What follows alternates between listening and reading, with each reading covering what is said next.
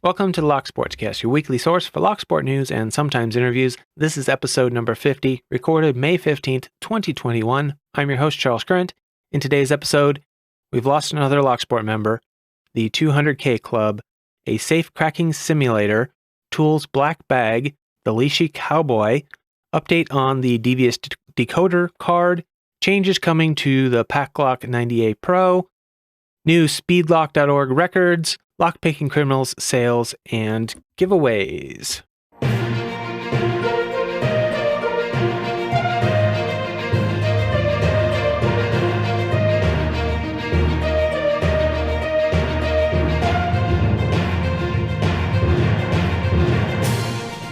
You can find the audio version of this show on most podcast apps and at thelocksportscast.com. You can find a video version on YouTube.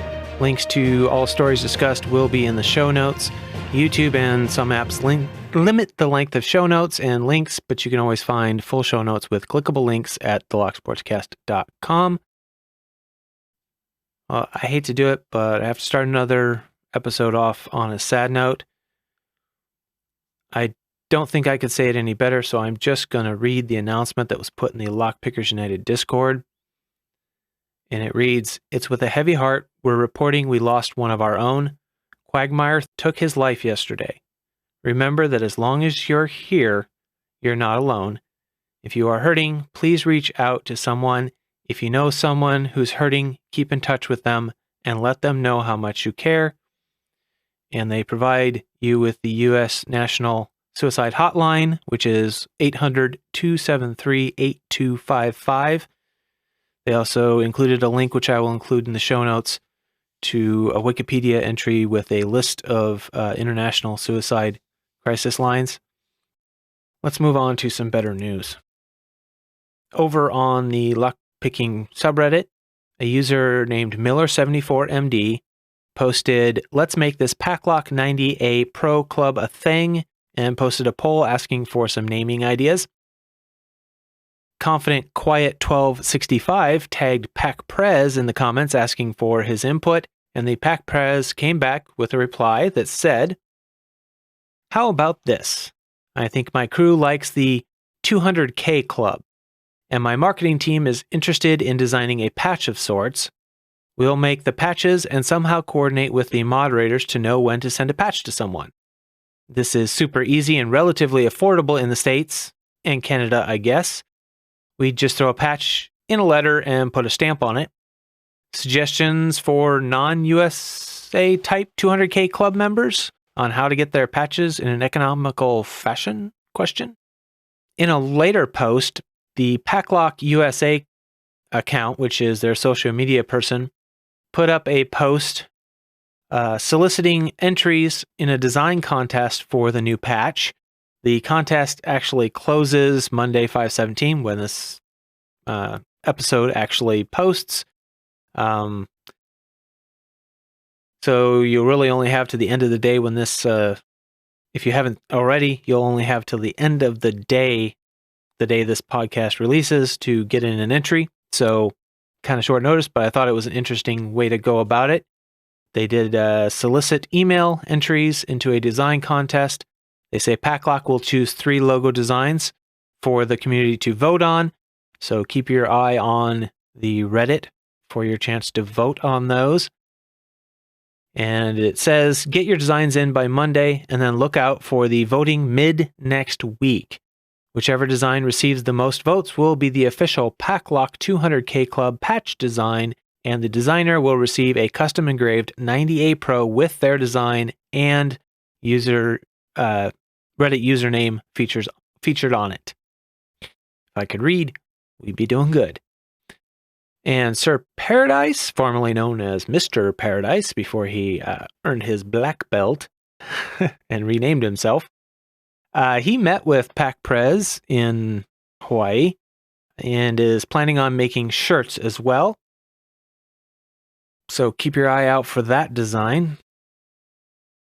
And being that it went from being the 90A Pro Club to the 200K Club, I'm thinking that it should probably include the PL410 Pro Lotto locks as well, because they use the same 7-pin 200K key blank and bitting style. So I'm hoping that is a thing too, because I know a lot of people have picked those and maybe haven't done the 90A itself. So I don't have official word on that, but that was something I checked with Sir Paradise about, and he thought that was likely to be the case. And there was a post on Tool's Blackbag blog that was a review of Sophie's Safecracking Simulator. The description of the actual software from its website says, crack simulated locks using real-life techniques. Learn how a mechanical safe lock works by peering inside and watching the moving parts. Read the tutorial explaining everything from how a lock works to how to crack it. Generate locks with random combinations and see how quickly you can get past them. Features a variety of high-tech tools to help you. And I read the review, and I went ahead and downloaded the simulator myself and installed it and played with it. And I find it quite useful for teaching the techniques needed. It's a little weird operating the dial by a keyboard and doing things only by audio, but they do give you some extra bits and pieces to help with that. I think it's a good teaching tool. I think it does a good job of teaching you the fundamentals, and it does allow you to expand the number of wheels you have and change a few other variables. It's an interesting way to learn the basics of safe lock manipulation. I will have a link to both the blog post and the software download page in the show notes. And I saw a tweet by Squelch Tone referencing the Safe Simulator post that said, why didn't anyone tell me that Toool Blackbag blog was back? So, for those of you who don't know, who didn't pick up on it in my previous episode where I talked about the electronic key that was also mentioned on the Blackbag blog, yes, the blog is active and new posts are being added, so keep your eye on that. And if you have an RSS reader tool, you can just go ahead and subscribe to it like I have. And on the YouTube front, SE Lock and Key put out a hilarious video called Lishi Cowboy Official Residential Lishi Training Music Video. It's great. I can't even. It's a music video featuring a Lishi Cowboy. It's it's hilarious. You really need to go watch it if you haven't seen it already. I will have a link in the show notes. I also shared it on my Twitter, and so did Jason. So go check that out. And because of this video, I decided I needed to add a new category to the Locky Awards. And I haven't finalized what I'm going to name the category, but it's going to be the funniest video, funniest Locksport related video. So let's lighten the mood a bit and try and make each other laugh. So get out there and make some funny videos to try and win the Locky Award for that category. And then while trolling Reddit, I came across a video by user _least. It's called Fab 200 RSG info, pick, gut, and more info. So basically, another Reddit user was having a problem gutting this exact model of lock, and Least had the information that the other user needed, so he posted a video with a lot of info about the RSG series lock and how to gut them. And I think it's a good example of one of the things that makes this community great is there are so many people with so many different knowledge sets and experiences and access to different equipment and tools and locks that if you have a question and you post it on one of the or multiple of the different community resources that we have, somebody's liable to have the answer and able to help you through it. And I thought this was an excellent example. It appears from his comments that this _least was going to make a more detailed video about the RSG series.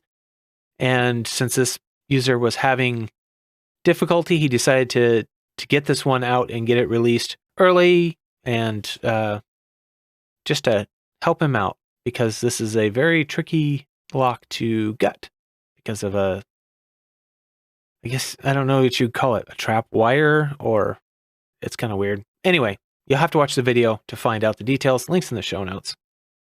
Still in YouTube, but moving on to products, there was a video by Deviant. It was entitled A Key Update to the Devious Decoder Card. And I'm going to read the description from the video here. It says, "We're absolutely thrilled at the positive response the community has shown over the Devious Decoder Card. But we learned that during one of the production runs, there was a small defect present. So here's the offer. If you're one of the original customers who bought a DDC-20 from redteamtools.com, perform a quick test with a penny to see if your card is perfect or not. If the card you received is less than 100%, email me, deviant@devianting.net, and I'll get you a replacement. Totally free. We want you to be totally squared away with a card that is as perfect as the prototypes I spent ages perfecting. For the rest of you out there, if you don't have one yet, you can always pick up a DDC-20 right here," and he gives the link to the product page, which I will of course have in the show notes along with the video link. And he says, "And rest assured now from our production house that the Q&A on these is back to what it should be. I'm also offering up a free DDC-20 as the giveaway this week, so sign up for that if you haven't already." And I just want to say that this is what makes a good company. One thing I have always said to my friends and family is the measure of a company is how they react when things go wrong. When looking through reviews, it's one of the things that I always look for is I look for somebody who had something wrong with the shipping or the product that is or isn't necessarily the company's fault, but how did they react to that problem? Because you don't know what a company is really like on the customer service front until something goes wrong. Mistakes are going to be made. It's human nature. Products are going to have defects that may or may not be under the control of the vendor that you bought it from. Shipping may be delayed or lost that may or may not be the fault of the company that sold you the product. But it all comes down to how do they handle the situation when something does go wrong? Do they make it right? Are they quick to react? Do they just pass the blame off and do nothing? But in this case, this is an example of a good company's reaction. Deviant is publicly acknowledging the problem, taking responsibility, taking steps to make it right, and not just with the ones that have already complained, but he's reaching out and saying, hey, if you've got one that's bad, let me know. Here's how to check it to make sure it's right. If it's not right, let me know. He's actually telling the people how to look for the problem that they may or may not have already noticed and how to fix it or how to get a replacement from him for free. So thumbs up, A+. This is how you do good customer relation. And back to the 90A Pro news and Reddit. PacPrez put up a message on Reddit that said, how about some security pins with your 90A Pro? Yeah, we developed our 200K key and core a few years back, and the intent was to literally focus on Lotto. And with Lotto, there isn't a real need for high security cylinders, so in order to manufacture our US-made Lotto and be price competitive with Master, Avis, Brady, Mexico, and Chinese stuff, we decided no security features in that Lotto core except having the 7 pins. Well, now we see that you are all having so much fun with the Pro that we formally made the engineering changes this week to start producing these Pro cores with all of our normal security features, serrated and spools, variable spring tensions, and the anti-bump and overlift pin at the back. Can only imagine how much more challenging that's going to make the Pro series. It'll be a few months before we burn through our current inventory and have the new inventory on hand, but I figured why not give you all a teaser and say, get them now with the easy pins in them if you want. While our 200K core is awesome, our sights for real high security core will be our rotating disc core. That's where we're going to put our engineering efforts in the future, designing padlocks, cam locks, door compatible locks, and so on. Then PacLock will arguably put its gold jacket on and consider itself to be a member of the high security cylinder manufacturers like Medico, Abloy, etc. Figured I'd shoot this out there. Once we get the updated 200K cores ready, I'll push out another update and let you all know, but hopefully this helps explain why our 200K core doesn't have our normal security features in it right now. Some people have been asking. And then there was a reply to that by Dr. Hogmaster, and that reply read, "This post makes it sound like the 90A Pro doesn't have security pins, but mine have spools and serrated driver pins. What are the, quote, normal security features that are being upgraded to?" And PacPrez responded to that, said, "Sorry guys, meant the key pins or bottom pins, along with the pin springs and bump/overlift pin. Yes, the core does have some of our security features in the top pins. Sorry about that." So, little clarification. Sounds like those 7-pin cores are potentially going to get a lot more difficult to pick. We'll see what difference it actually makes. I'd like to have somebody, when they come out, pick the two side by side and see what the difference actually is. And RubberBanned put out a quick reminder that said, just an FYI, the FoxHole security impressioning handle has just a few left in stock, and then it's probably curtains, and they're gone. Just have some metrics left and more files on the way. So you can go to hooligankeys.com. Reminder, there's a code later in the show for free shipping, and if you win my PacLock a month, or I guess I shouldn't call it PacLock a month, if you win my monthly giveaway, you have an option. One of the options is a gift code from RubberBand's hooligankeys.com, so might be a good way to use it. I will be doing that giveaway hopefully this weekend here in the live stream, probably before this episode goes up, but we'll see. Anyway, just thought I'd let everybody know he has, as of the time of this recording on Saturday, 10 metrics left. He is sold out of the Imperials, so if you're interested, don't delay. Get over there and pick one up before they're all gone for good. We have a few new records from speedlocks.org for their speed picking records. They say they have a new record for the Lockwood 334B45, picked by Big Truck in 1.6 seconds. A first record for the SOLXD, that's a new one on me, by Froggy Picker in 13.767 seconds. A first record for the Berg-Wagner Look 402XO, picked by John Locke in 10.144 seconds. And a first record for the Lockwood 110/20, picked by Panda-Frog in 1.535 seconds. Lockpickers United Karate belts. We have two new brown belts. We have Helix and Sepclues, both on the 11th, earned their brown belts. Congratulations to both of you. And then while I was looking for a way to display something on the video version of this podcast, I ran across this website address that is lockpickersunited.org that says, "Lucky that a good guy decided to squat here," and it links to the Discord when you click on the logo, and I thought that was hilarious. So, lockpickersunited.org. Looks like they didn't think to grab it right away, so somebody else grabbed it and just pointed it to him. So good on you, good guy. And for anyone not already familiar with the Lockpickers United Karate Belt system, you can head over to the Lockpicking subreddit and check out the belt ranking information page that you will find in the sidebar. And it will have all of the information you need. It is a very long and detailed page, which is a little intimidating for people. But if you just start at the top and read through it, it'll explain what the system is, what it's about, and how it works, how you can get those belts.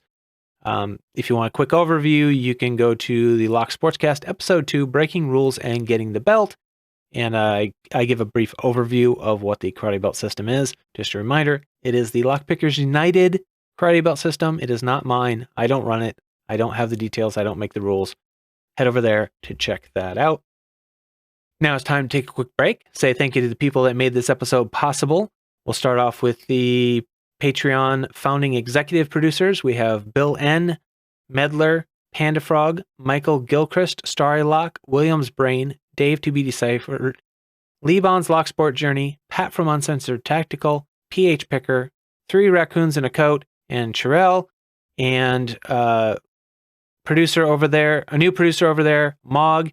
And thank you to all of you who keep this show financially feasible. You pay for all of the products that I use on a subscription basis, and I really, really appreciate it. That takes a load off of my checkbook. Content producers for this episode. The chief content producer is Chirel again. Sent in the most news that I use in this particular episode, which is how you earn that title. The other content producers for this episode are HVLogic, Joshua Gonzalez, LockMakerTattooer, MrBlack-Magic, Panda-Frog, Pocket Woman, Roon, RubberBanned, Starrylock, Tony Virelli, and xtonyx. Thank you to all of you that have provided information. It really, really does save me a lot of time and work, and I really appreciate it. So just remember, this show is only possible because of the information and support provided by you, the community members. So if you're getting value out of this podcast, please help me keep it going by taking a load off of me, by sending in information and anything at all that's Locksport related. If you think it's a big news story, and I've probably heard about it, I probably haven't, actually. I'm not really good about stuff like that. I work a lot. I go online every once in a while to try and find what I can find. I look through my Twitter and my and the Reddit and stuff, but I miss stuff. So send me anything you have. Too big, too small, there's no such thing. Send it in. If 50 people send in the same news story, that's fine by me. I'll credit 50 people. I don't have a problem with it. Anyway, share it. It doesn't have to be much. You can just tag me in it if you have a tweet. If you know how to do that on Reddit or the Discord, whatever, just tag me in the news. I'll get the notification and I will go check it out, and I will be very thankful. You can also share the podcast with your lockpicking friends. You can leave a review or a comment and a thumbs up on YouTube. You can donate via Patreon, PayPal.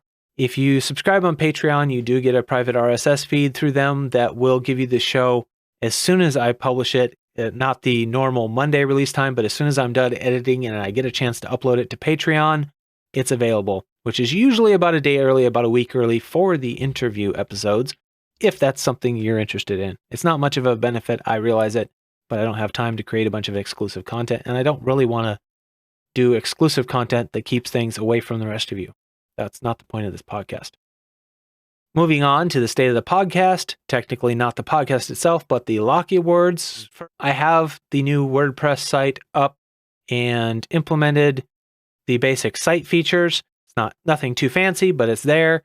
I haven't yet been able to implement the nomination and voting systems yet, but I did get some basic information on the plugins Panda-Frog used, and I've started looking up how to work those, and I hope to get those up soon. Well, I only need to have them up before the end of the year. I'll work with Panda-Frog on that if I have any serious questions. So thank you again to Panda-Frog for all of your help. I really, really appreciate it. You can get to that site to check it out if you want. It is in flux, so you might see some things come in and break and whatnot for a little while because I don't have like an offline testing site. It's just the main site, and sometimes I break stuff when I'm working with it. So, but you can find it at lockyawards.net, lockyawards.com. There's a link to it in the locksportscast.com and, of course, in the show notes. If you want to send me feedback, you can do that at the locksportscast.com on the contact page. It's either on the menu up top under contact, or just go to the locksportscast.com/contact. If you want to give feedback or say something on the show, you're welcome to submit a note, video, or audio recording, and just keep it a reasonable length. And you know the drill: no politics, no drama, work and family safe. All right, let's move on to the crazy locksmith story for the week. Again, from American Key Supply. This one reads, called out on Sunday to gain access to the cash office of a grocery store. The best lever set will not open from either side. I passed a screwdriver through the window slot to the ladies inside and have them remove the screws from the bottom vent. After removing the vent, I crawl through and disassemble the lock and force back the broken latch. They bolt through the door as soon as it's open.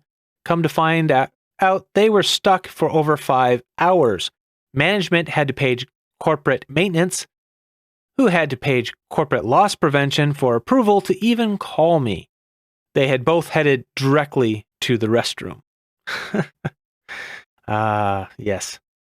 For those of you who've never worked for a large corporation, you don't know the pains of working through the chain of command in a large corporation.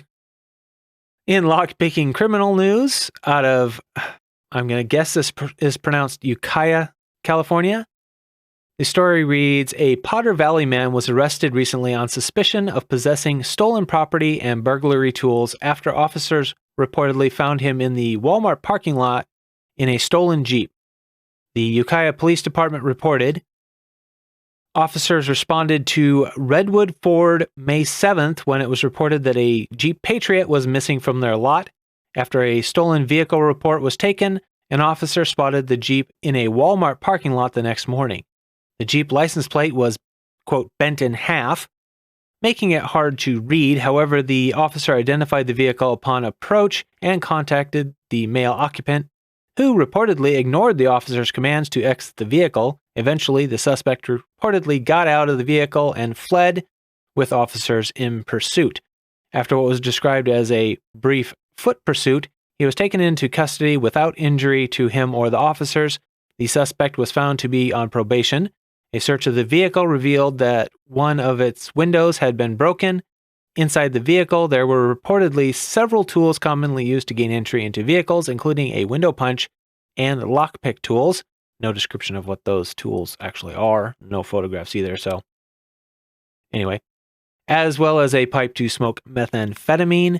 The suspect was arrested upon suspicion of possessing stolen property, burglary tools, and drug paraphernalia, as well as violating his probation and resisting arrest. He was booked into Mendocino County Jail.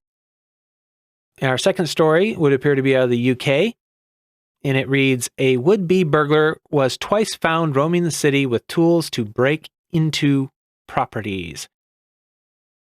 Jakub Krzminski was equipped for theft at Brighton Marina and at Brighton Railway Station. The 39-year-old was found in possession of wire cutters and a lockpick on one occasion, and bolt croppers, a multi-tool, and pliers on the other. He appeared before Brighton Magistrates Court last month, where he admitted possessing articles for use in or during the course of or in connection with theft. The two incidents took place in May and July last year. It was also revealed how Jakub stole an electronic tool brush from Boots in North Street in October of last year. Magistrate Helen Scott ordered him to complete 200 hours of unpaid work for the 3 offenses. The tools were seized and forfeited. He must also pay a £95 surcharge and £55 costs. For sales this week, we have the special code from 3D Locksport just for the listeners of the show called LSCast10. It's 10% off at 3dlocksport.com, so go check that out.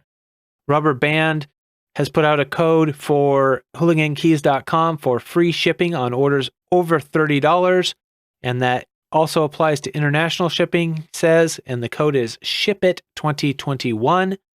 And it was good from 30 days from when it was posted, which was back at the beginning of May, I think. UHShardware.com has the code I'm back for $15 off. It's supposed to be for returning customers only, but several people have reported it working, even if you're not a returning customer. They do sell some high security locks and other cylinders over there. So for Locksport, it can be a good way to get something cheaper than normal. Mako Locks still has the 15% off with code by Mako. Don't know when it expires. There it is. They also still have their Black Friday specials page up, and the code works on that. This is the last time I'm going to announce this Black Friday specials page. This is getting absolutely ridiculous. It appears to just be a permanent page, and the discounts apply as soon as you click on the items, so I'm just going to stop reporting it. It's getting old reading it. uklockpickers.co.uk, 10% off with the code GIFT. That is the last code this week. And for giveaways this month, we start off with MrBlack-Magic. In his video 37, giveaway, win a lock cam and more, hashtag LockMagic200. That giveaway runs till the 10th of June.